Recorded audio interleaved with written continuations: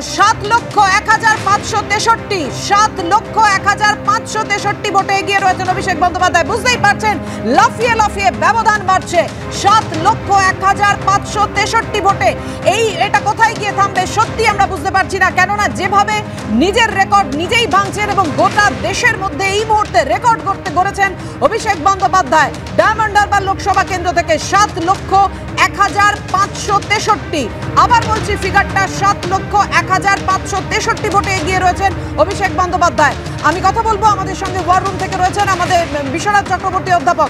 বিশ্বনাথ দা, কেন্দ্রের জমিদারদের বিরুদ্ধে, মানে একদম কোট অ্যান্ড কোট আমি জমিদার বলছি কারণ এই শব্দটা অভিষেক বন্দ্যোপাধ্যায় ব্যবহার করেছিলেন, আক্ষরিক অর্থেই গর্জন করলেন অভিষেক বন্দ্যোপাধ্যায়। দেশের মধ্যে যে রেকর্ড এখনো পর্যন্ত, দেখো 2019 সালে গুজরাটের সিআর পাটিল, আবারও বলছি 2019 সালের নির্বাচনে গুজরাট থেকে নির্বাচিত, গুজরাটের নবসারি লোকসভা কেন্দ্র থেকে নির্বাচিত হয়েছিলেন সিআর পাটিল। তিনি বিজেপির প্রার্থী ছিলেন।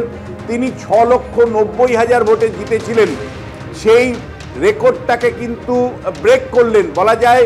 গত যতগুলো নির্বাচন হয়েছে 17 লোকসভা পর্যন্ত সর্বোচ্চ ভোটে জয়ী যিনি প্রার্থী ছিলেন তার নাম সিআর পাটিল। তিনি গুজরাট থেকে নির্বাচিত হয়েছিলেন নবসারি লোকসভা কেন্দ্র থেকে 6,90,000 ভোটে।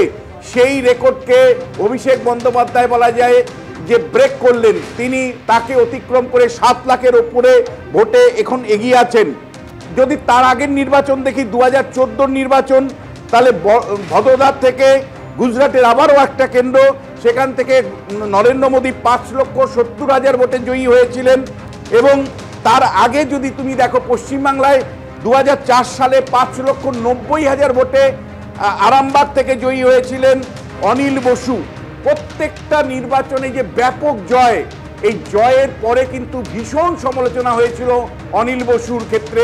আমার স্পষ্ট মনে আছে অনিল বসুর ক্ষেত্রে যে জয় হয়েছিল সেই জয়টাকে শ্মশানের শান্তি বলে অনেকেই কিন্তু তুলনা করেছিলেন।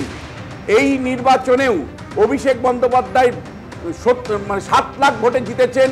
বিরাট গরিমা, তার দলের গরিমা বাড়িয়েছেন তিনি।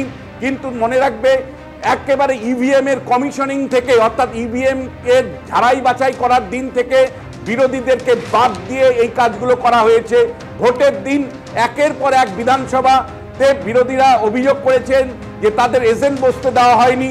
এমনকি আজকে কাউন্টিং এর দিনে একের পর এক অভিযোগ এসছে এবং শেষ পর্যন্ত 2টো মেজর বিরোধী দল কার্যত কাউন্টিং থেকে সরে এসে তারা কিন্তু পথে নেমেছিল, রাস্তায় অবরোধ করেছিল।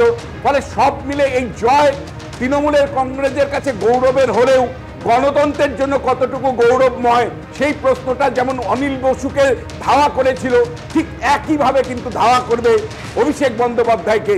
7 লক্ষ ভোটের জয়, নিশ্চয়ই তৃণমূল কংগ্রেস সেটা নিয়ে গর্ব করতে পারে, কিন্তু অনিল বসুর গর্বটা শেষ পর্যন্ত অভিষেক বন্দ্যোপাধ্যায়ের গায়ে লাগে কিনা সেটাই কিন্তু দেখার।